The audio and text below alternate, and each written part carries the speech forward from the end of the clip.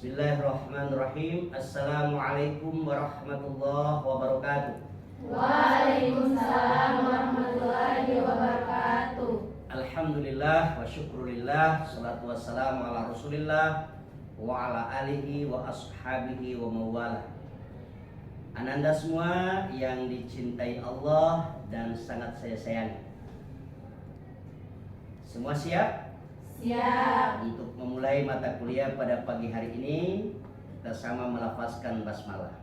Bismillahirrahmanirrahim. Oke. Mata kuliah pada pagi hari ini adalah mata kuliah tafsir Tarbawi. Apa itu tafsir Tarbawi? Tafsir Tarbawi itu adalah penjelasan-penjelasan ayat terkait dengan aspek pendidikan. Nah, pada mata kuliah ini kita akan bicara 5 hal yang penting. Yang pertama, bagaimana itu legalitas pembelajaran, ya, yang meliputi tentang kewajiban belajar mengajar dalam perspektif Al-Quran.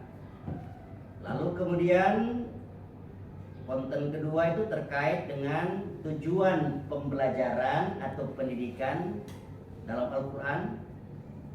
Ya. Topik yang ketiga kita akan bicara tentang subjek pendidikan dalam Al-Quran. Dan yang keempat, bicara tentang objek atau sasaran daripada pendidikan dalam perspektif Al-Quran. Dan yang kelima, kita akan bicara tentang metodologi pembelajaran atau metodologi pendidikan, dan semuanya itu menurut kajian-kajian ayat dalam Al-Quran. Nah, pada hari ini kita akan bicara pertama terkait dengan legalitas pembelajaran, atau biasa kita sebut dengan kewajiban belajar mengajar dalam perspektif pendidikan. Ini konten pertama. Dalam konten pertama ini ada paling tidak 4 surah yang berbeda dalam Al-Quran yang akan menjelaskan itu. Surah yang pertama adalah Quran surat Al-Alaq ayat 1 sampai dengan 5. Yang kedua adalah Quran surat Al-Ghasyiyah ayat 17 sampai dengan 20. Dan yang ketiga adalah Quran surat Ali Imran ayat 190 sampai dengan 191. Dan yang keempat adalah Quran surat At-Taubah ayat 122. Nah, ini ayat-ayat Al-Quran yang mewakili penjelasan-penjelasan tentang legalitas pembelajaran atau kewajiban belajar mengajar dalam Al-Quran. Nah, ini konten pada hari ini. Paling tidak yang pertama itu saya akan menjelaskan, dan ini merupakan pengantar buat kalian untuk berdiskusi selanjutnya. Paling tidak ada 2 surah, yakni Quran surat Al-Alaq ayat 1 sampai 5 dan kemudian Quran surat Al-Ghasyiyah ayat 17 sampai dengan 20. Baik, ananda sekalian, kita coba mulai secara singkat. Saya ingin gambarkan, mendeskripsikan tentang apa sih yang dapat kita pahami dari Quran surat Al-Alaq ayat 1 sampai 5 terkait dengan legalitas atau kewajiban belajar mengajar. Artinya ayat ini secara spesifik menjelaskan. Kalau kita baca ayatnya kan, A'udzubillahi minasyaitonirrajim. Bismillahirrahmanirrahim. Iqra. Bismi rabbikal ladzi khalaq. Khalaqal insana min 'alaq. Iqra wa rabbukal akram. Alladzi 'allama bil qalam. Allamal insana ma lam ya'lam. Nah, ini dapat dipahami bahwa secara garis besar Allah menjelaskan lewat ayat 1 sampai 5 Quran surat Al-Alaq ada beberapa bentuk tindakan, sikap, perbuatan kita untuk melakukan sesuatu yang terkait dengan kewajiban belajar dan mengajar. Pada konten ayat ini Allah mendahulukan dengan lafaz Iqra. Iqra itu apa artinya? Baca. Baca. Apa yang Anda akan baca? Al-Quran. Al-Quran sudah turunkah pada waktu itu? Ini Al-Alaq 1-5. Dalam historical Quran turunnya Al-Quran, dia merupakan wahyu yang pertama. Kalau dia wahyu yang pertama, berarti belum ada ayat-ayat Al-Quran yang mendahuluinya. Lalu ketika disebut Iqra, ya, kalau dalam kajian pakar tafsir di kita, yang pakar tafsir dunia juga, Pak Profesor Dr. Quraisyah, itu ketika bicara tentang Iqra, itu memiliki banyak makna, banyak arti. Ya, bacalah, dalamilah, analisalah, amatilah, cermatilah, ya kan? Itu penafsiran yang terkait dengan Iqra. Jadi tidak serta-merta ketika Iqra itu bisa diartikan bacalah, karena orang akan bingung mau baca apa. Ya, seperti apa yang disampaikan oleh Rasulullah ketika disampaikan oleh Jibril, Iqra. Apa kata Rasul? Ma ana biqori. Aku tidak bisa membaca dalam satu versi. Apa yang akan saya harus baca dalam versi lain? Ma ana biqori. Apa yang harus saya baca? Karena memang belum ada bacaan secara tertulis pada waktu itu yang mendahului ayat 1 sampai dengan 5. Nah, pemaknaannya adalah bahwa Iqra di sini memang secara literal berarti bacalah.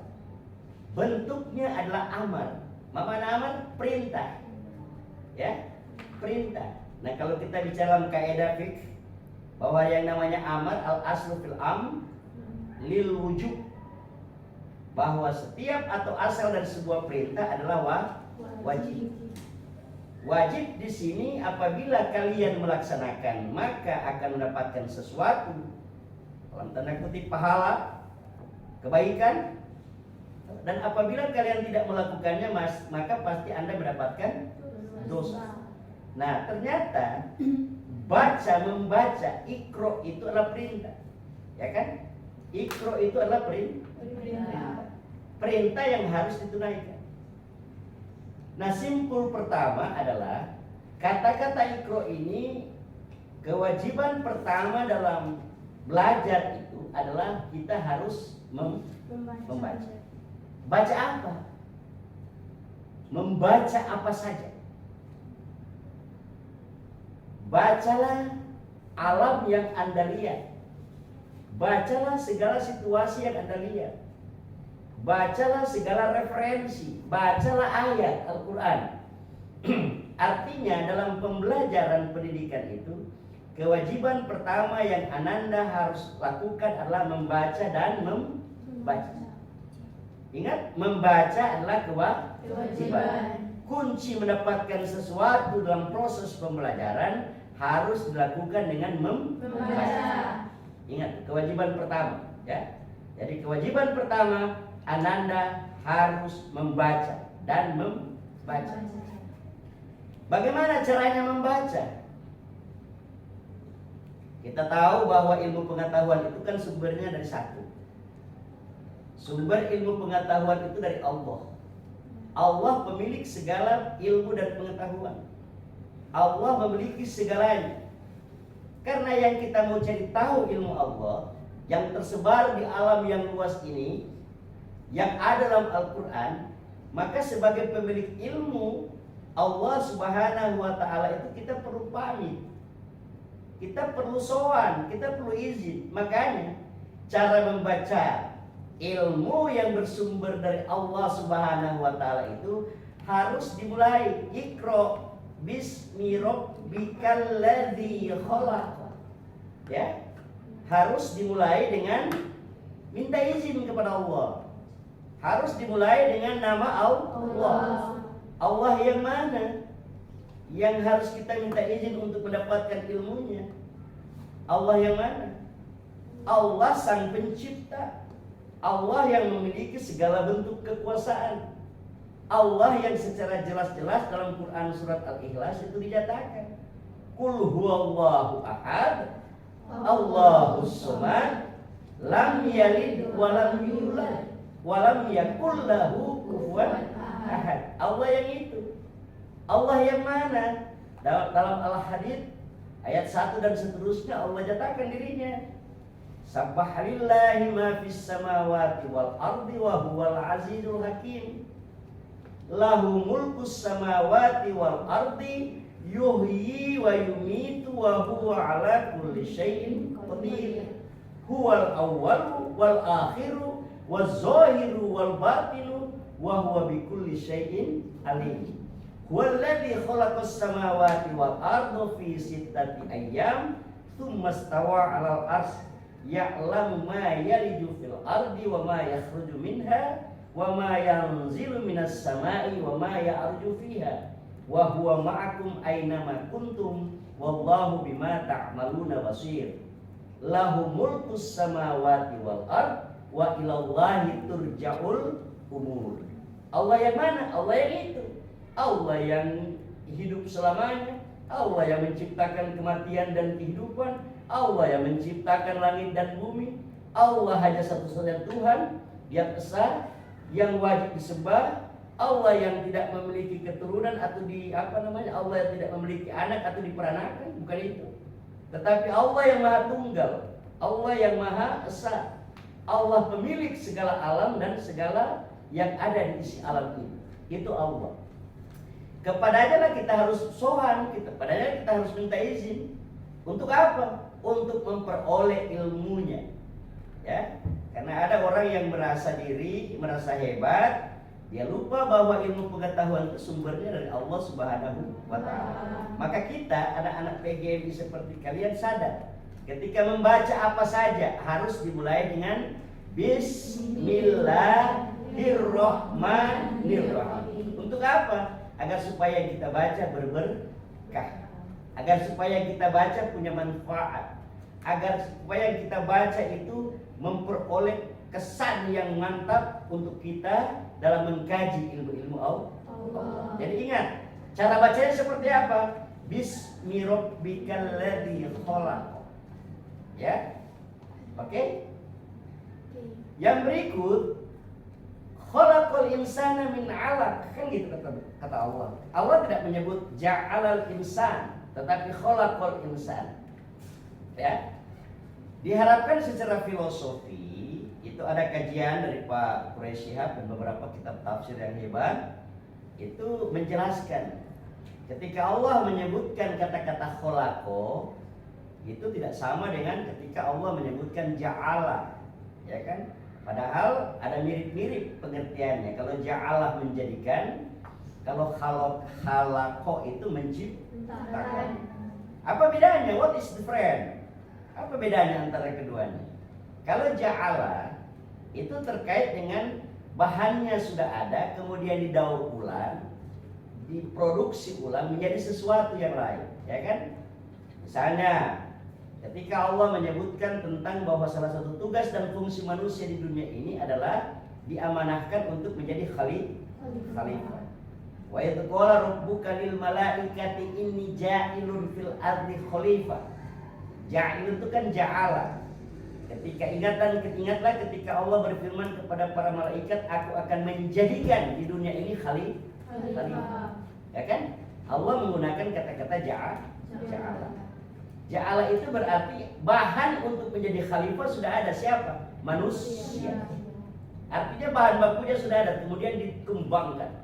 Itu kalau ja'ala. Tapi kalau seperti tadi, khalaqal insana min 'alaq, yang telah menciptakan manusia dari segumpal darah. Oke? Kata-kata khalaqo ini berarti manusia belum ada. Nah, terkait dengan persoalan membaca, ketika Anda membaca, Anda selalu punya niat untuk membaca sesuatu yang tadinya Anda belum tahu. Ya?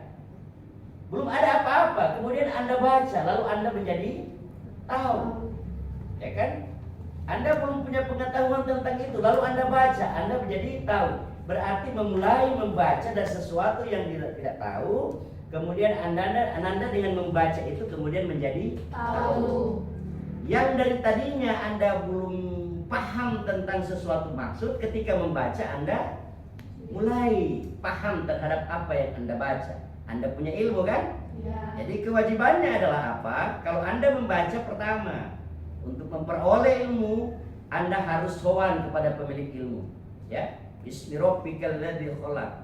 Yang pertama. Yang kedua adalah kalau Anda membaca, Anda selalu memulai dari sesuatu yang baru yang tadinya tidak ada. Kalau kita pakai secara filosofi, kenapa kholaqo yang kita pakai?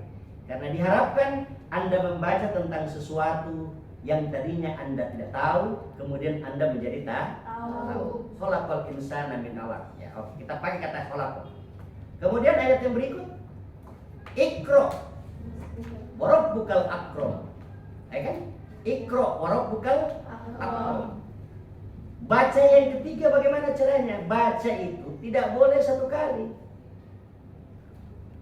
Untuk memperoleh satu ilmu pengetahuan itu, baca itu harus dibudayakan berulang kali.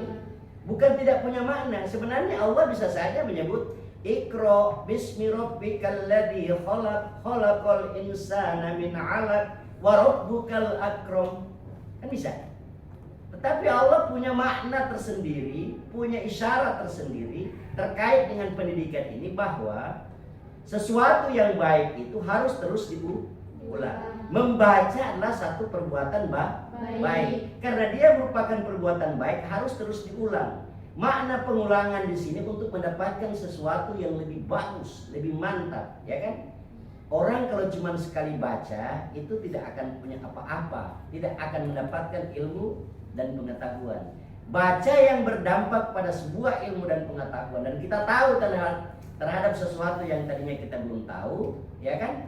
Itu harus terus diulang. Iqra wa rabbukal akram, ya. Lagi ada kata-kata wa rabbukal akram.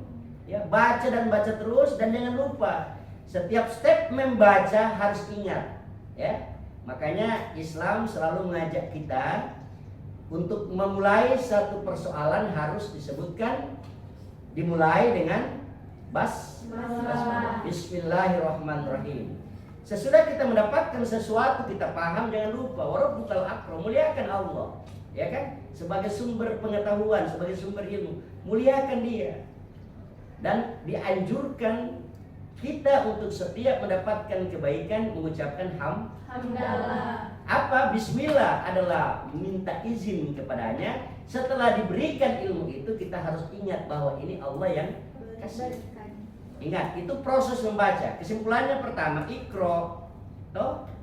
Bismi rabbikal ladzi khalaq, khalaqal insana min 'alaq, Iqra wa rabbukal akram. Ini proses membaca. Bagaimana cara membaca? Baca yang benar. Apa yang mau dibaca? Baca saja apa saja yang Anda tahu yang dapat mendatangkan manfaat. Manfaatnya bukan cuma untuk diri Anda semua, tapi manfaatnya juga untuk lingkungan sekitar, untuk orang lain, untuk siapa saja. Setiap yang kita baca harus punya manfaat. Untuk mendapatkan manfaat, agar supaya dia punya kesan dan manfaatnya bagus, maka kita sadar ilmu itu sumbernya Allah. Pengetahuan itu sumbernya Allah. Maka kita harus sowan, minta izin kepada yang punya ilmu. Kita saja kalau mau masuk rumahnya orang, kita harus minta izin. Kita saja mau pinjam atau meminta api kepada rumah tetangga, kita harus minta izin. Apalagi Allah yang memiliki segala sesuatu yang ada di sini, ya. Allah yang mana? Allah yang tadi antara lain saya sampaikan beberapa ayat di Al-Ikhlas, ya kan? Di mana lagi? Di Al-Hadid. Nah, ada juga Al-Hasyr bicara tentang Asmaul Husna. Wallahul ladzi la ilaha illahu alimul ghaibi wasyahadati huwar rahmanur rahim.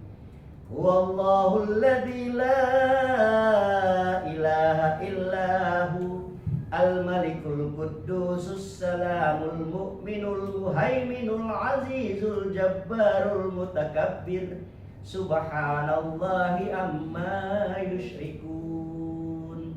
Huwallahul khaliqul bari'ul musawwirul lahul asmaul husna yusabbihu lahu ma fis samawati wal ard wa huwal azizul hakim. Kalau orang tanya Allah yang mana? Allah yang dalam surat Al-Ikhlas. Allah yang mana? Disebutkan pada Al-Hadid. Allah yang mana? Ada pada akhir surat Al-Hasyr yang baru dibaca. Itu pemilik ilmu. Nah, bagaimana supaya baca itu bagus? maka kita menggunakan kata-kata kholako. Bacalah sesuatu yang tadinya Anda tidak tahu, ingin Anda cari tahu. Jadi berangkat dari nol. Yang berikut bagaimana cara yang bagus? Baca itu harus terus repeat, diulang. Jangan pernah puas dengan membaca sekali. Jadi kewajiban pertama dalam pembelajaran itu adalah kewajiban membaca. Lalu kewajiban yang kedua dalam Quran surat Al-Alaq ini, setelah Allah menyebut Iqra wa rabbukal akram, baru alladzi 'allama bil qalam. Ada kata-kata al-qalam di sana, ya kan? Al-qalam itu apa? Dalam pengertian yang umum. Pena itu apa? Pena itu apa? Sarana, alat, fasilitas untuk Menulis. Apa yang Anda tulis? Apa saja. Ya, yang Anda baca tadi. Ingat, ilmu itu bisa tertanam kalau ada dua aspek. Yang pertama, ya kan? Baca dulu. Sesudah Anda baca dengan baca, lalu alladzi 'allama bil qalam. Tulis. Ingat?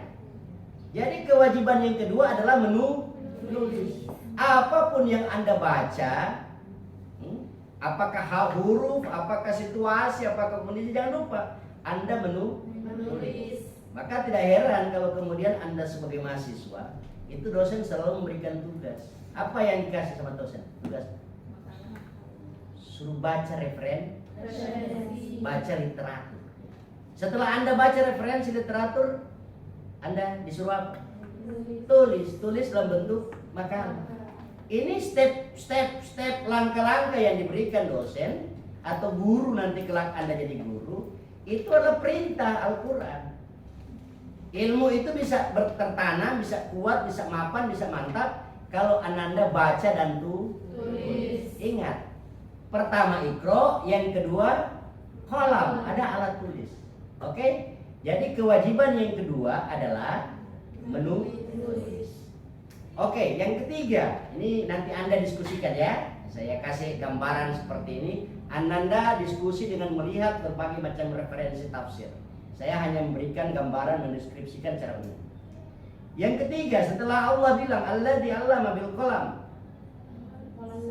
'allamal insana ma lam ya'lam. Bagaimana sesuatu yang telah kita baca lalu kita tulis, oke?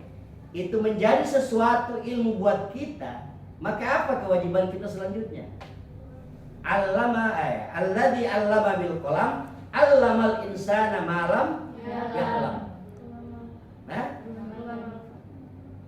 'allamal insana ma lam, kasih tahu, beritahu, dakwakan apa yang Anda baca dan Anda tulis. Ada transfer pengetahuan, ajak teman berdiskusi, ajak teman berbicara.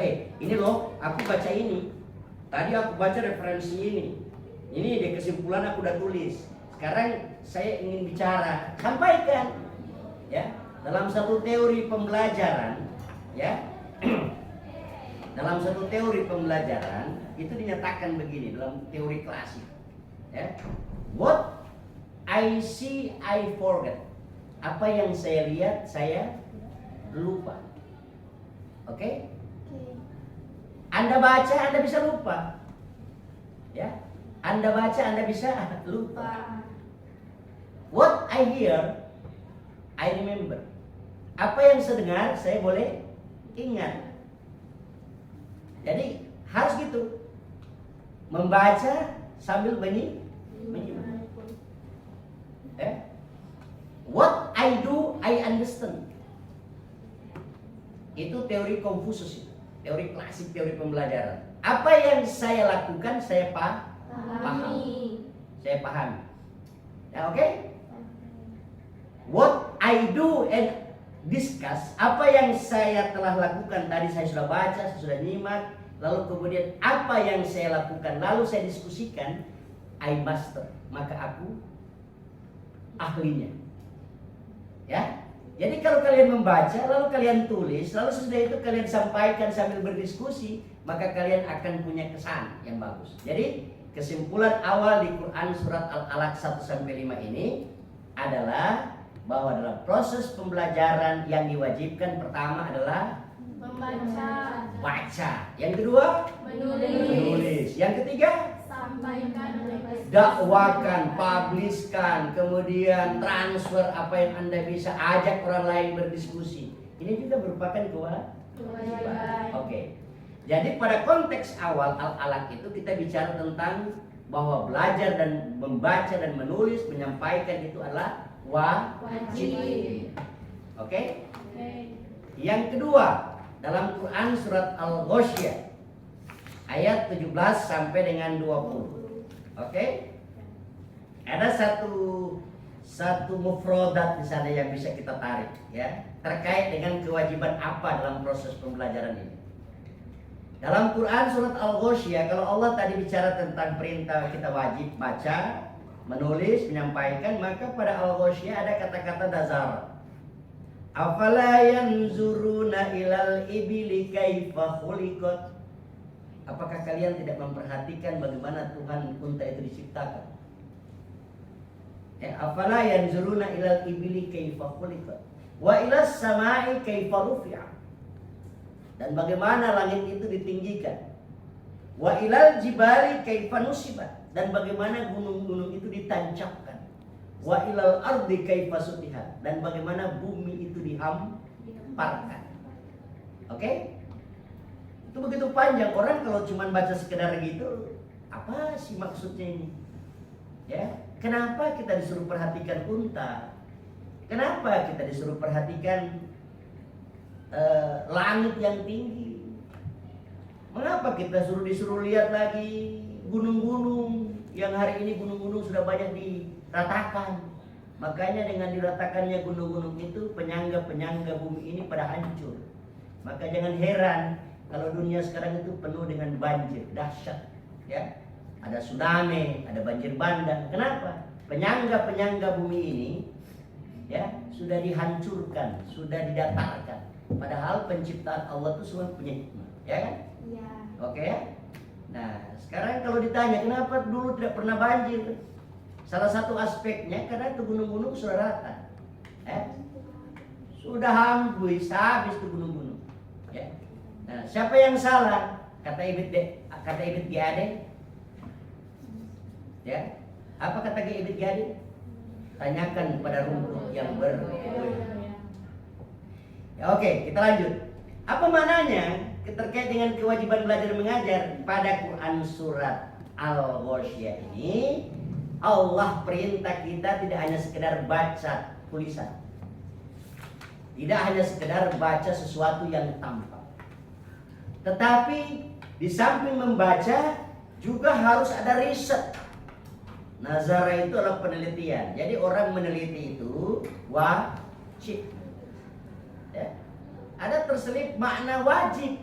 Orang meneliti itu wajib, bukan cuma sekedar membaca sekedar saja, tetapi membaca sambil meneliti. Makanya kampus ini mewajibkan kepada kalian tidak boleh jadi sarjana kalau cuma baca dan tulis. Harus meneliti, harus maka Ananda punya kewajiban akhir studi harus bikin skripsi. Oke? Skripsi itu didapat dari mana? Hasil bacaan Anda ditulis dalam sebuah resume, lalu kemudian apa yang Anda tulis Anda teliti, benar atau tidak? Ya kan? Afala yanzuruna ilal ibili kaifa khuliqat. Apakah kalian tidak memperhatikan bagaimana Tuhan menciptakan unta? Anda pernah tahu unta? Pernah lihat unta? Belum. Di mana unta kalian lihat? Pasti TV, ya kan? Anda sudah pernah baca, silakan search di Google apa kelebihan unta. Ya, itu si punguknya unta itu loh bisa nyimpan air sampai 3 bulan tanpa minum-minum, dia simpan situ.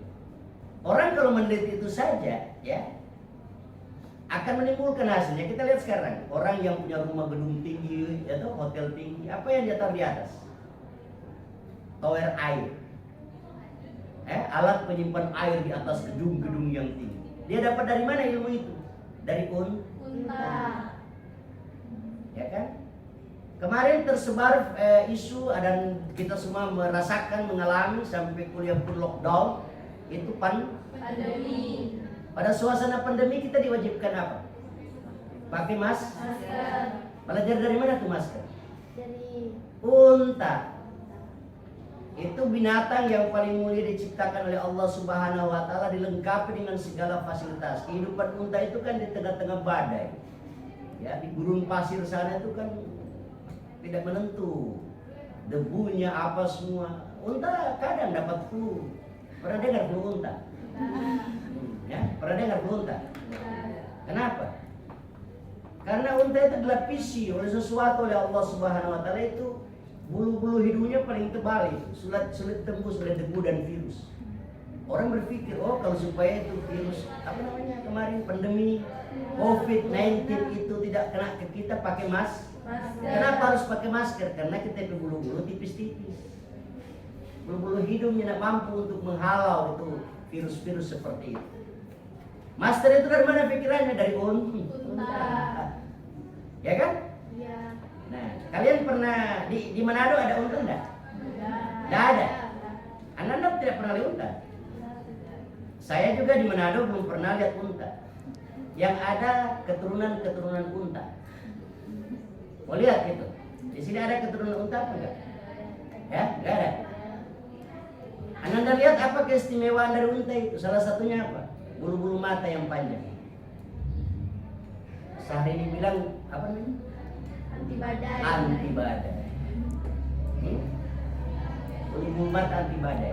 Nah, di sini tidak ada unta, tapi generasi unta ada. Dari mana? Pakai bulu-bulu mata palsu. Untuk apa itu bulu mata palsu itu semua? Itu unta banyak sekali bulu mata. Ya kan? Jadi kalau tidak pernah lihat unta di sini, tapi keturunan unta banyak. Dari mana? Lihat di pesta-pesta, lihat di mall-mall. Nanti kalau kalian ke pesta atau ke mall langsung berbisik, keturunan unta. Mata itu kan dari mana? Untuk apa? Untuk menghalau segala virus. Kalau dia matanya tuh masuk, ada yang menghalangi.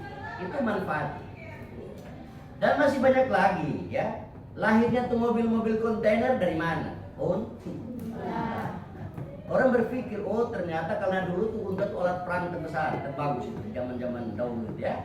Jadi untuk membuat ini, membuat itu, oh hanya unta.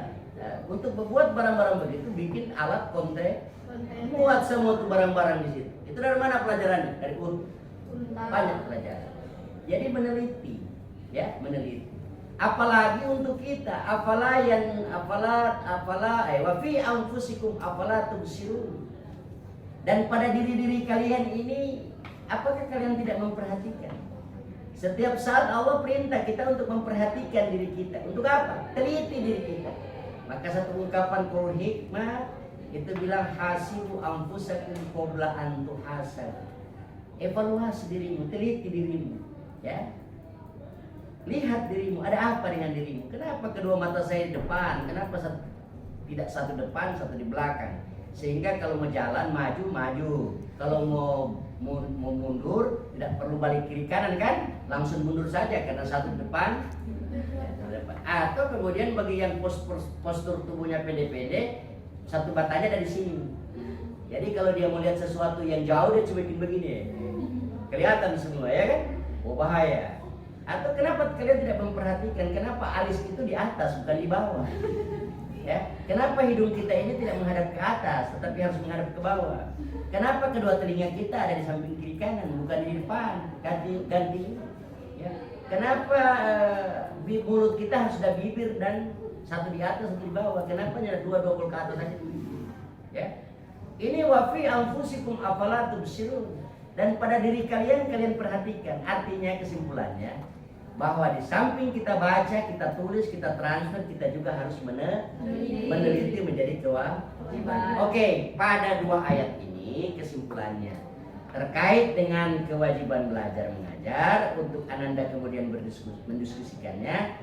Yang pertama ternyata dalam kewajiban atau legalitas pembelajaran, membaca adalah wajib, menulis adalah wajib, menyampaikan kepada orang, mengajarkan kepada orang juga kewajiban. Ya, untuk semakin dia kokoh apa yang kita peroleh, maka kewajiban berikut kita harus Menerima. Saya kira Ananda sekalian, nanti akan kita jumpa lagi pada konten berikut ya, pada materi berikut terkait dengan 2 surat yang akan bicara tentang legalitas pembelajaran tapi dan aspek yang lain. Kalau pada Al-Alaq 1-5 kita bicara, pada ayat 1-5 kita bicara tentang beberapa kewajiban, pada Al-Ghasyiyah kita bicara tentang kewajiban menerima. Insyaallah pada pertemuan berikut kita akan membahas tentang Quran surat Ali Imran ayat 190 dan ayat 191, kemudian Quran surat At-Taubah ayat 122. Insyaallah Ananda semua sehat walafiat. Insyaallah Ananda semua senantiasa terbimbing dengan hidayah Allah Subhanahu wa taala, dan mudah-mudahan sebagai pengantar diskusi nanti setelah mata kuliah ini Ananda bisa duduk bareng, saya tunggu laporan. Ananda akan berdiskusi tentang 2 ayat ini, pengembangan daripada 2 ayat ini dengan melihat referensi-referensi tafsir yang merupakan pokok kajian dalam mata kuliah ini. Oke? Saya kira ada pertanyaan? Untuk sementara belum ada ya. Insyaallah kita diskusi, nanti kalau dapat materi diskusi baru kita berdiskusi lagi. Kita akan klarifikasi apa yang hal-hal yang belum kita atau perlu kita klarifikasi dan perlu kita jelaskan kembali. Oke? Demikian Ananda pertemuan kita pada hari ini, insyaallah pada pertemuan berikut kita akan lanjut, dan kepada Allah jualah kita serahkan segala urusan. Semoga Ananda semua tetap dalam keadaan sehat walafiat. Oke. Demikian akhirul kalam, billahi taufiq wal hidayah. Wassalamualaikum warahmatullahi wabarakatuh. Waalaikumsalam warahmatullahi wabarakatuh.